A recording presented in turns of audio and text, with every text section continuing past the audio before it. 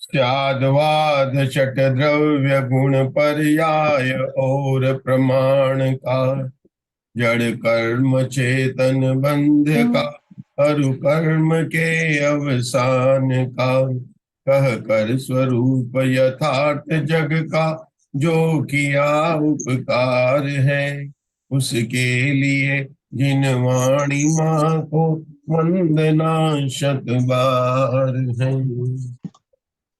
बोलिए मुक्ता जी, मंगलाचरण। 12 अंग। 12 वियलियमलमूढदंसनोत्थिनया विविहवर चरण भूषा कसियौ सुयदेवया सुरम्। अरहंत भाषयतम गणहर देवे हि गंतियम सम्मम, प्रणमामि बद्धिजुतो सुदनाण महो वै शिरसा। तीर्थंकर उद्देश्युताय नमो नमः। रत्नत्रय धारक आचार्य उपाध्याय साधु परमेष्टिभ्यो नमो नमः। द्वादशांग जिनवाणी की हमारी यहाँ पर कक्षा चल रही है। हमने 11 अंग और 14 पूर्व इनके परिचय के बाद में जो 14 प्रकीर्णक हैं, जिनको कहा जाता अंग बाह्य। और कस्तूरी जी आपने बताया था अंग बाह्य मतलब बाह्य नहीं, बल्कि वो पद की संख्या में गिनने पर पूरा एक पद भी अक्षर नहीं बचते हैं। वो अक्षर कितने बचते हैं? 8,01,08,175। और सारे अक्षर के एक पद कितना बड़ा, बहुत बड़ा है, 1634 करोड़ से भी अधिक है। तो इनको क्या संज्ञा देगी? अंग बाह्य। अंग बाह्य में पहला था सामायिक, जिसमें हमने देखा था कि द्रव्य सामायिक, क्षेत्र सामायिक, काल सामायिक, भाव सामायिक। लेकिन सब में भाव लगा के राग द्वेष की निवृत्त से निवृत्त होकर समता भाव रखना, वही वास्तव में सामायिक है। ऐसा हमने कल देखा था। अब दूसरे प्रकीर्णक का नाम है जिसको हम पढ़ने जा रहे हैं। क्या नाम है उनका दूसरे प्रकीर्णक का? चतुर्विंशति। हाँ पढ़िए कस्तूरी जी, चतुर्विंशति स्तव। हाँ पढ़ती हूँ। चतुर्विंशति स्तव। जिस काल में जिनका प्रवर्तन हो, उस काल में उन्हीं 24 तीर्थंकरों के नाम, स्थापना, द्रव्य, भाव के आश्रय से पंच कल्याण, 34 अतिशय, 8 प्रातिहार्य, परम अवतारिक दिव्य शरीर, समोशरण सभा, धर्मोपदेश देना इत्यादि तीर्थंकरपणे की महिमा का स्तवन उसे चतुर्विंशति स्तव कहते हैं। उसका प्रतिपादक शास्त्र वह चतुर्विंशति स्तव नामक प्रकीर्णक है। आगे का पढ़ लेते फिर चर्चा करेंगे। पढ़िए उषा जी के क्रम वंदना। एक तीर्थ 2 लाइन पढ़नी है। ठीक है जी। एक तीर्थंकर के अवलंबन से प्रतिमा, चैताल्य इत्यादि की स्तुति उसे वंदना कहते हैं। इसके प्रतिपादक शास्त्र को वंदना प्रकीर्णक कहते हैं। वो चीज आई है क्या? आया एक चतुर्विंशति स्तवन और दूसरा आया वंदना। एक तीर्थंकर की वंदना करना, मतलब एक तीर्थंकर की पूजा करना, उसको कहा वंदना में लिया। और 24 भगवान की पूजा करना, उनको कहा चतुर्विंशति स्तवन। स्तवन और वंदना में क्या अंतर हो गया? स्तवन में सभी तीर्थंकरों का एक साथ वर्णन होता है और वंदना में केवल एक तीर्थंकर का ही वर्णन होता है। ठीक है। अब यहाँ पर जो बात आई है कि 24 तीर्थंकरों के नाम, स्थापना, द्रव्य, भाव, चतुर्विंशति स्तव। 24 तीर्थंकर के नाम, स्थापना, द्रव्य, भाव के आश्रय से।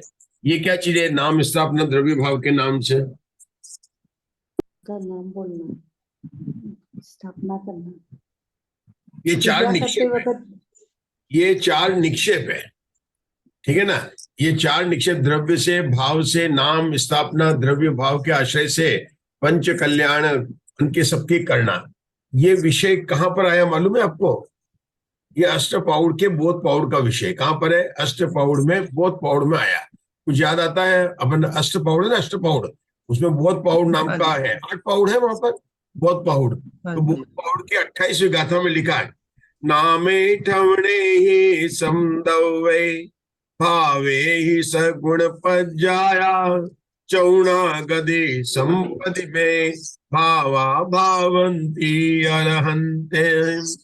24 के 24 तीर्थंकर को अगर एक बोले तो क्या है, अनंत भगवान है। तीर्थंकर बोल रहे हैं तो तीर्थंकर के कौन सा गुण स्थान होगा, 13वें गुण स्थान होगा। तीर्थंकर भगवान के 13वें गुण स्थान होता है। और 13वें गुण स्थान का क्या गाथा प्रसिद्ध है, 13वें गुण टाणे संजोई केवली होई अरहंतो। 34 ऐसे जूता होती हूं तसठ पाड़िहारा। ये बहुत पावड़ की 32वीं गाथा है। क्या बात चल रही है यहाँ पर जो उन्होंने लिखा है, दोनों बहुत पावड़ की एक लाइन में दो गाथा आ गई। यहाँ पर एक गाथा कौन सी आ गई, गाथा नंबर 28 कहां पर आई, चतुर्विंशति स्तवन और वंदना।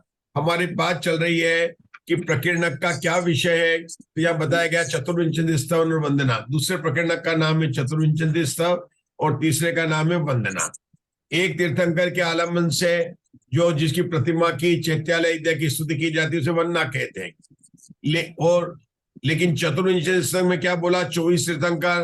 तो पहला पॉइंट क्या, जिस काल में जिनका प्रवर्तन हो रहा हो। तो वर्तमान में काल में किसका प्रवर्तन हो रहा है प्रीति जी, वृषभादि लेकर से महावीर पर्यंत तीर्थंकरों का प्रवर्तन हो रहा है, उनका स्तवन करना वह चतुर्विंशति स्तवन है।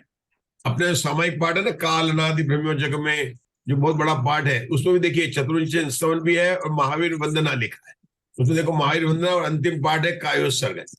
मतलब आप देखो वहां पर सामायिक पाठ है, प्रतिक्रमण पाठ है, प्रत्याख्यान है, आलोचना तो बोल लेते हैं अपन को, लेकिन उसके अंदर एक है चतुर्विंशति स्तवन भी है और एक है महावीर वंदना।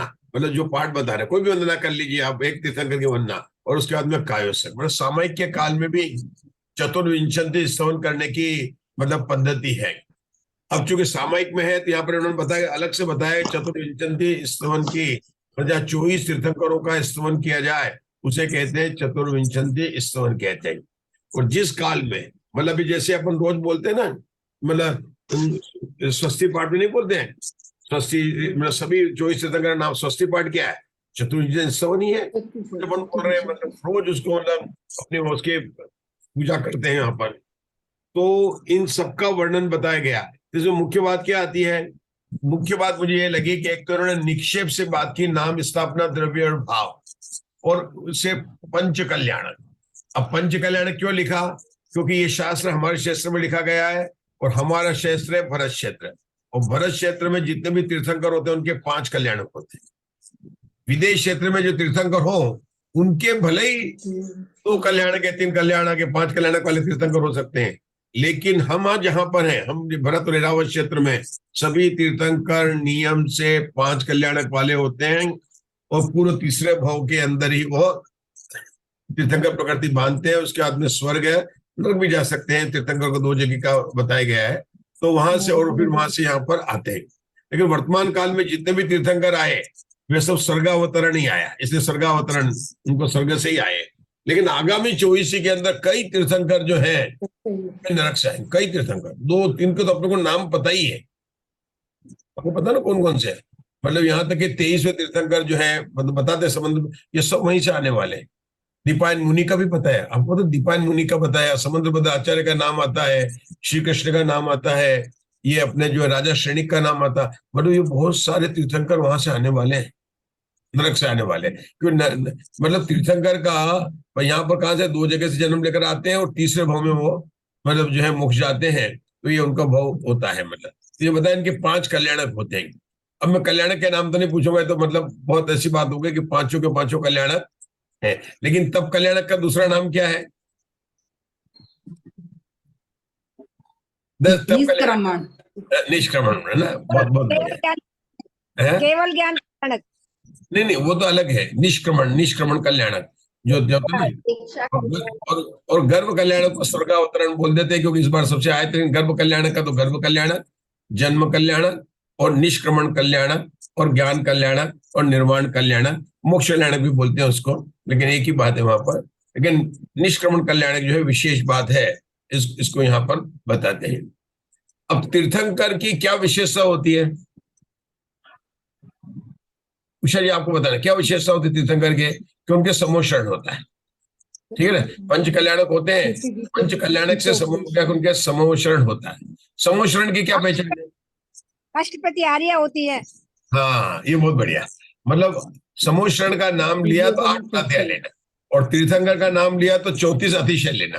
देखना, ध्यान देना, क्योंकि सभी अनंत भगवान के 34 अतिशय नहीं होते। अनंत भगवान के अनंत चतुष्टय तो सबके होंगे, लेकिन जब हुए 34 अतिशय कहो या अनंत भगवान के जो 46 गुण है अनंत भगवान के, उनमें किसको लेंगे? जय श्री शब्द 46 गुण के अंदर अनंत भगवान के बनते हैं। पंच परमेश्वर के जो मूल गुण बताते हैं अनंत भगवान के 46 है। और 46 कौन कौन से होंगे? 46 के किसी को पता है? 10 जन्म के, हाँ?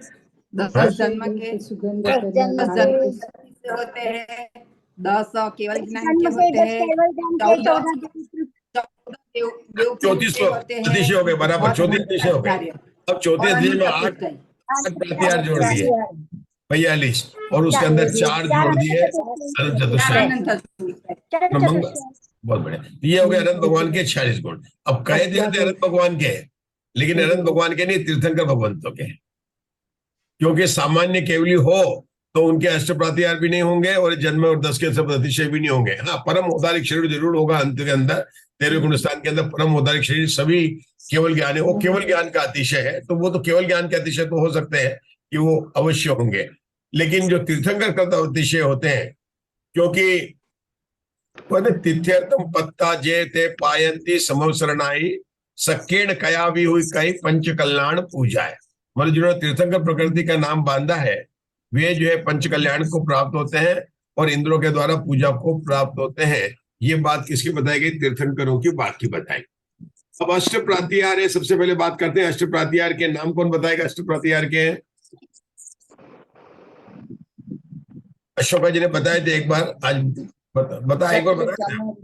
हाँ, बोले। अब एक एक बोल रहे थे, एक एक सुनेंगे। हाँ बोलो, अष्ट प्रातिहार के नाम बोलिए। आप बोल रहे हैं, बोलिए बोलिए। आप शांति पाठ से, हाँ शांति पाठ में नाम याद नहीं है? दिव्य विटप पवन की सनवाणी सरसा छत्र चमर भामंडल केतु अष्ट प्रातिहार्य मेरा। किसको याद है? शांति पाठ की लाइन याद हो? किसको याद है? दिव्य विटपन पवन की बोलो, किसको याद है क्या? हाँ याद है। बोलो बोलो। अशोक वृक्ष, नहीं, पहले 2 लाइन बोलो, बोलो आप। दिव्य विटप पवन की वर्षा दुंदुभि आसन वाणी सरसा छत्र चमर भा मंडल भारी हे तव प्रातिहार्य मनोहारी। हाँ, तो अब नाम बताइए जय श्री राम। 8 प्रकार के नाम बताइए। अशोक वृक्ष, फिर दिव्य ध्वनि आएगी, पुष्प की रत्न की वर्षा आएगी, सिंहासन छत्र चमर भामंडल। हो गए 8। चलो आप बोलो। भी बाजी आएंगे। बोलो आप बोलो राजुल जी। राजुल जी बता रहे। छत्र चमर भामंडल, बस ये तरीका शेद है। हाँ, दर्पण, दिव्य ध्वनि, सिंहासन और दुंदुभि। बहुत बढ़िया। देखो इसका मेथड मैं बताया था आपको, पहली बार बताया था मैंने। कैसे बताया था? आश्रम याद आ रहा? मैंने बताया था अशोक वृक्ष के साथ में पुष्प वृष्टि ले लेना, कि पेड़ से पेड़ गिरते हैं। अशोक वृक्ष और पुष्प वृष्टि को ध्यान में लिख लेना। और 2 द पर है, दिव्य ध्वनि और दुंदुभि। 2 और 2 4 हो गए। एक सिंहासन और छत्र चमर भामंडल। छत्र चमर भामंडल सिंहासन, ये हो गए अपने 4। 2 द पर है, दिव्य ध्वनि और दुंदुभि वाजन। और अशोक वृक्ष लेना, उसके साथ में पुष्प वृष्टि साथ में लेना। एक बार बता दें, कभी भी अपन है ना बोलने में कभी भी नहीं करेंगे। बोलो, छत्र चमर भामंडल, छत्र चमर भामंडल, दिव्य ध्वनि, अशोक वृक्ष और पुष्प वृष्टि। दिव्य ध्वनि, हाँ पुष्प वृष्टि, हाँ ठीक है। छत्र चमर भामंडल, दुंदुभि और दिव्य ध्वनि, और अशोक वृक्ष और पुष्प वृष्टि और सिंहासन। द पर 2 हो गए, दिव्य ध्वनि और दुंदुभि ले लिया। सिंहासन, छत्र भामंडल और सिंहासन 4 हो गए। छत्र चमर भामंडल सिंहासन, अशोक वृक्ष, पुष्प वृष्टि, दिव्य ध्वनि और दुंदुभि वादन। बराबर है? जब बराबर याद रहेंगे हमारी तरह से प्रीति जी? दर्पण की तो है सर इसमें। है याद होता है। इसका नहीं, दर्पण दर्पण मंगल में आएगा, नहीं, मंगल नहीं, में दर्पण मंगल में। पंखा। वो मंगल द्रव्य अष्ट मंगल द्रव्य अलग है। अष्ट मंगल द्रव्य की बात अलग आती है, तो कौन बता दो मैं आपको।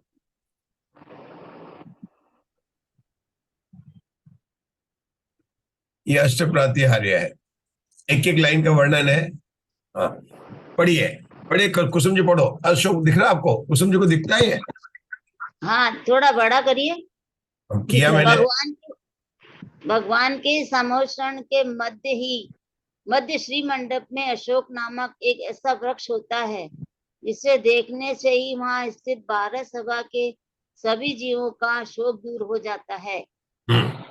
दूसरा, पुष्पवृष्टि।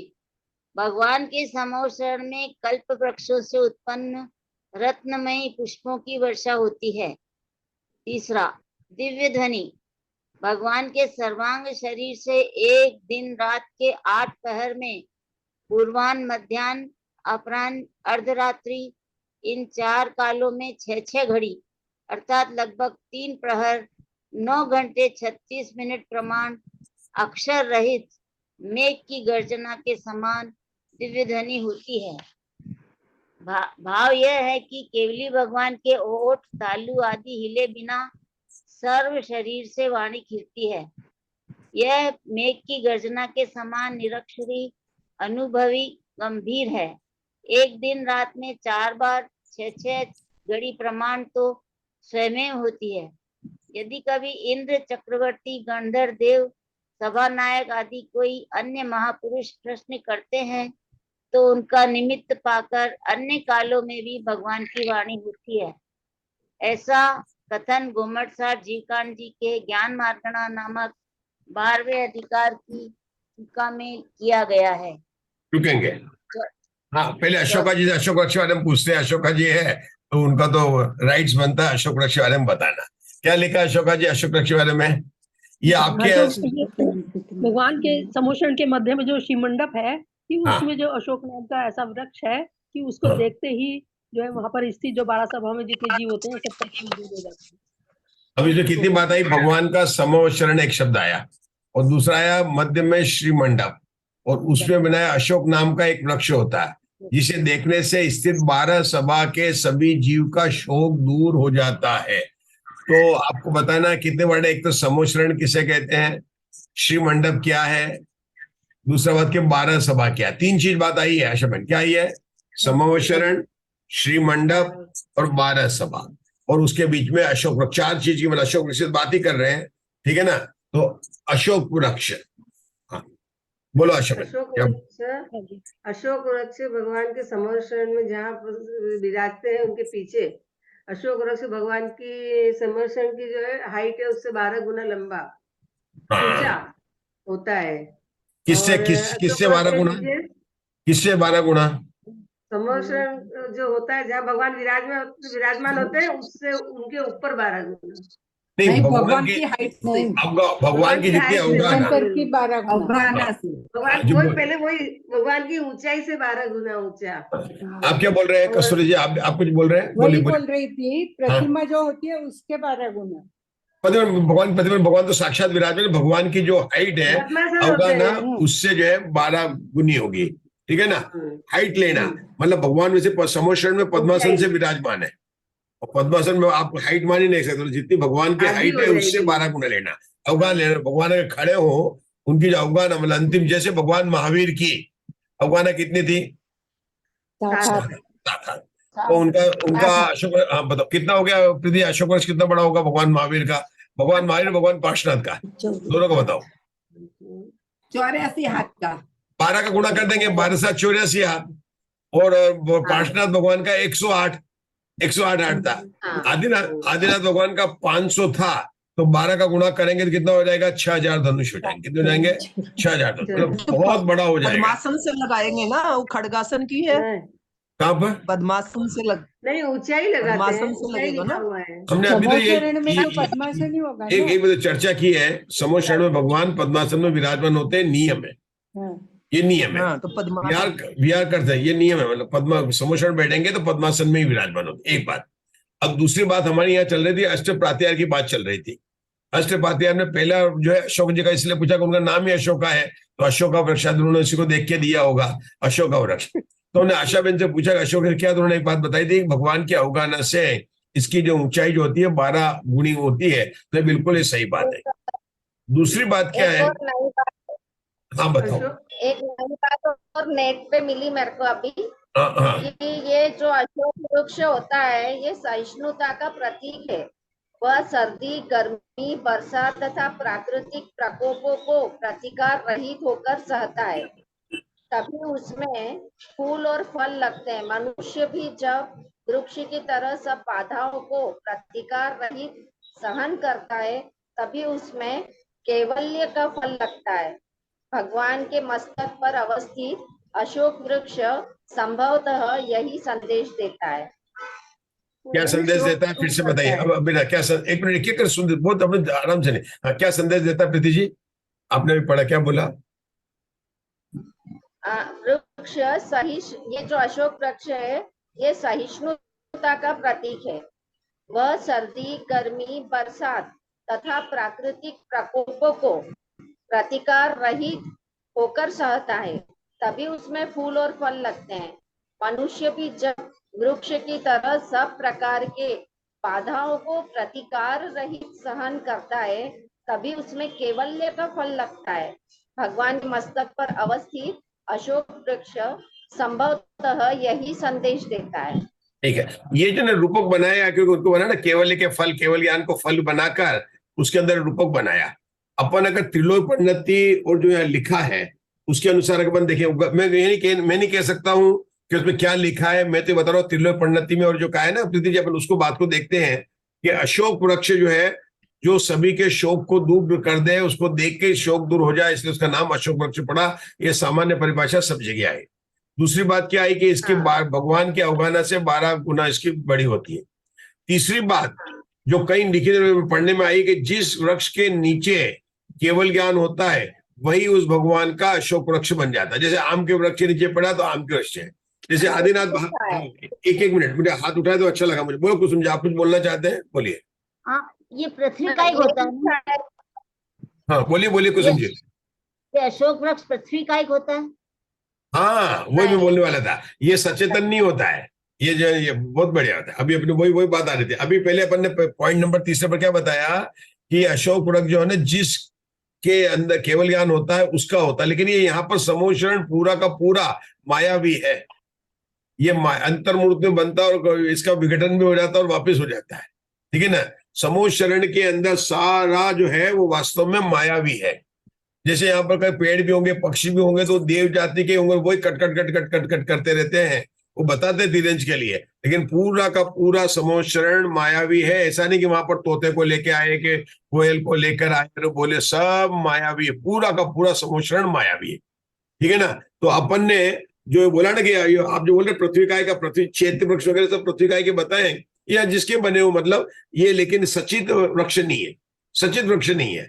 ये जो पुष्पवृष्टि भी गिर रही है वो सचित नहीं गिर रही। अपन मान ही नहीं सकते हैं कि अपन सचित गिरे, तो अपने को दोष लगेगा। वहां पर निरंतर पुष्पवृष्टि हो रही ना, तो वो ये सब अचित है और मायावी है। तो पहला अपने बात चल रही थी समोचरण के 8 प्रातिहार। पहले प्रातिहार का नाम है अशोक वृक्ष, और हमारे अशोका जी ने बताया कि अशोक वृक्ष जो है जो शोक को दूर करे वो अशोक वृक्ष है। आशा बहन ने बताया कि अशोक वृक्ष की भगवान की जितनी अवगाहना होती है उससे वो 12 गुना होता है। हमारे यहाँ पर कुसुम जी ने बताया कि ये जो सब कौन से होते हैं, ये जो है पृथ्वी कायिक नहीं, मतलब ये वनस्पति कायिक के नहीं होते हैं, ये पृथ्वी कायिक के होते हैं। चलिए इसकी बात अपने को देखना। चौथा पॉइंट जेपी दोषी ने बताया कि जिस वृक्ष के नीचे भगवान को केवल ज्ञान होता है वही उसका वृक्ष बन जाता है। आदिनाथ भगवान को शायद वट वृक्ष बोलते हैं, उनका बड़ वृक्ष जो भी हो ना उसके नहीं, तो वो का वही उनका हो जाता है। नेमिनाथ भगवान का भी अपना अपना वही जो है वृक्ष, अलग अलग वृक्ष है। मेरे ख्याल से शांतिनाथ भगवान और नेमिनाथ का वृक्ष एक है, देखना पड़ेगा। मतलब ऐसा भी हो सकता है कि ऐसा कोई नियम नहीं कि सबका अलग अलग 24 प्रकार के वृक्ष हो। जहां तक मुझे याद है शांतिनाथ भगवान और नेमिनाथ भगवान का एक है, माहिर भगवान का अलग है। सबके अलग अलग वृक्ष होते हैं, वो कोई मायावी उसको बना देता है, ये बात है। अब भगवान की अवगाहना कितने हैं सर? सुपार्श्वनाथ भगवान की अवगाहना कितने का सर? उसकी 12 गुना कर लो। सुपार्षद भगवान की अवगाहना निकालनी है तो 500 योजन 50 मिनट घटती गई है। पर चंद्रपुर भगवान तक आए थे 150 थी, चंद्रपुर भगवान की 150 थी, उससे 50 मिनट घटा दो, तो नहीं उसके पहले बढ़ा दो, 8वें दिन ना तो 200 हो जाएगी। मतलब ऐसा है 500, 450 अजितनाथ की, संभवनाथ की 400, 350, 300, 250 और 200 धनुष होगी। चंद्रपुर की धनुष अपनी पूजा में आता है, धनुष 150 तुंगतन, मतलब है ना, जो पुरानी पूजा है चंद्रपुर वहां पर उसमें नाम ही है, तो उससे 50 योजन जो है वहां पर घटती, सब में नहीं घटेगी, 100 तक घटेगी, फिर उसके बाद में अलग संख्या घटने लग जाएगी, 10 घटेगी, अलग अलग तरह से घटती है, वो बात अलग है। तो आपने सुपार्षद भगवान की पूछा, 100 धनुष उनकी थी, तो उनमें 100 में 12 का गुणा करेंगे तो 1200 धनुष बड़ा हो जाएगा, एक बात। और ये जो समोशरण जब वृक्ष बना रहे हैं तो ये पता है समोशरण भगवान आदिनाथ का 12 योजन का था, भगवान आदिनाथ का। और विदेश क्षेत्र के जितने भी तीर्थंकर होते हैं उन सबका समोशरण 12 योजन का होता है हमेशा है। लेकिन यहाँ पर पहले तीर्थंकर का, किसका, अवसरपणी के पहले तीर्थंकर का जो समोशरण होता है, मतलब भगवान आदिनाथ का, वो 12 योजन का था। उसके बाद में घटता रहता है, आधा योजन, फिर अंत जाके पाव योजन घटता रहता है। भगवान महावीर स्वामी का एक हाथ, मतलब 1 योजन विस्तार, एक योजन विस्तार का समोशरण था, और उनका पार्षद भगवान का 1.25 था, नेमिनाथ भगवान का 1.5 था, फिर 2, 2.5, 3, 3.5 आप पूरे पहुंच जाओगे तो 12 के आपको पूरे स्थान मिल जाएंगे। तो अपन ने बताया समोशरण। तो अपने शब्द क्या थे अशोक वृक्ष, जो अपन ने लाइन पढ़ी थी उसमें क्या था अशोक, समोशरण, सभा, श्रीमंडप। श्रीमंडप किसका नाम था कि समोशरण में 12 सभा होती है, कितनी होती है, 12 सभा होती है और 8 भूमि होती है। तो श्रीमंडप नाम की 8वीं भूमि है। समोशरण गोलाकार होता है, इंद्र नीलमणि का बना होता है, मायावी है, इंद्र के द्वारा रचित किया गया है, जमीन से 5000 धनुष ऊपर है, एक ही शिला के अंदर पूरा इसका निर्माण किया होता है। इंद्र नीलमणि की शिला होती है बहुत जोरदार, ठीक है, उस पर, और वो शिला इतनी पतली नहीं है, उसके अंदर इतनी बड़ी है, उधर धनु की उसके अंदर पानी वानी मतलब अंदर खाई वाई ना सब, उसकी मतलब बहुत बड़ी बड़ी है, मतलब बहुत मोटी। अब ये मुझे नहीं पता कि इंद्र कहाँ से लाता है ऐसा पता है, यहाँ तो आप पत्थर लेने जाओ तो देखना पड़ता है, और दाग लेने, इंद्र नीलमणि की 1 योजन 12 योजन तक की वो लाता है, बहुत बढ़िया शिला लाता है। समोशरण की बातें है, और होता कौन सा, गोलाकार होता है, और भगवान की धर्म सभा है, मतलब क्लासरूम है, और उसके अंदर जो 8, यहाँ पर जो मैंने क्यों लिया, अपन ने जब एक लाइन पढ़ी थी उसका अपन अर्थ कर रहे हैं, अपन कहां से कर रहे हैं, यहां से कर रहे हैं। भगवान के समोशरण के मध्य श्री मंडप में अशोक नाम का एक ऐसा वृक्ष होता है जिसे देखते से ही वहां स्थित 12 सभा, ये तो 12 सभा में सभी जीवों का शोक हो जाता है। अब 12 सभा में सभी जीव में किसको लेना, अभी बोलेंगे प्रवीणा जी, बोलेंगे, प्रवीणा जी आए ना, हाँ बोलो प्रवीणा जी, अभी आए देव, नारकी, तिर्यंच सब। हाँ, लेकिन आपका नंबर तो जिससे पूछा उसको बोलने दो ना। नारकी नहीं, नारकी को नहीं आएंगे, नारकी आएंगे तो गड़बड़ हो जाएगा, है ना। नारकी शेर, बकरी और वो तीन गति के जीव, देखो उत्तर क्या जो हमारे वो बता रहे मुक्ता जी, बिना बोले बीच में उंगली से बता सकते हैं। 3 गति के जीव कौन कौन से, मनुष्य गति के जीव, देव गति के जीव और तिरंज गति के जीव। नारकी नहीं आते हैं भैया, नारकी आएंगे तो बहुत गड़बड़ हो जाएगा, है ना। सौदर इंद्र को बहुत ज्यादा सेंट और वो यूज करना पड़ेगा, उनके एक नारकी के इतनी बदबू होती है कि वो सौदर इंद्र को इतना वो मिलेगा भी नहीं, उसकी सारी शक्ति जो है नष्ट हो जाएगी, है ना। तो ठीक है, 3 गति के जीव आते हैं। और क्लासरूम कितने हैं, 12 को दे, उनके 12 में उनका विभाजन किसी को पता, हाथ कर बीच में बोलने में मजा नहीं आएगा। एक हाथ उठाया हमारे कस्तूरी जी ने, 12 का, एक ही ने उठाया है, दूसरा उठाया जयश्री साहब ने, पहले कस्तूरी जी ने उठाया, पहले मिलेंगे, तीसरे नंबर पर आपका आया, ठीक है, चौथे नंबर पर मुग्धा जी, 5वें पर बोलिए कस्तूरी जी बोलो। 12 सभा, 4 निकाय के देवों के 4 कोठे होते हैं, हाँ फिर मुनिराज के एक होता है, हाँ, और फिर श्रावक या ये होते हैं इंद्र वगैरह, उनका एक होता है, और एक श्राविका और अरिका दोनों एक में भी बैठते हैं, हाँ। और एक छोटा होता है। रुकेंगे अपन, ठीक, आपका सही बोल रहे हैं, थोड़ा रुकेंगे। इसके बाद क्या हो गया यहाँ पर कि अपने को भगवान महावीर की जय बोलकर पुनः लॉगिन करना पड़ेगा, तब तक आप लोग और भी उसके नाम को सोच लीजिए। मंदाकिनी होते हैं। बोलो भगवान महावीर की वीर की जय जय जय।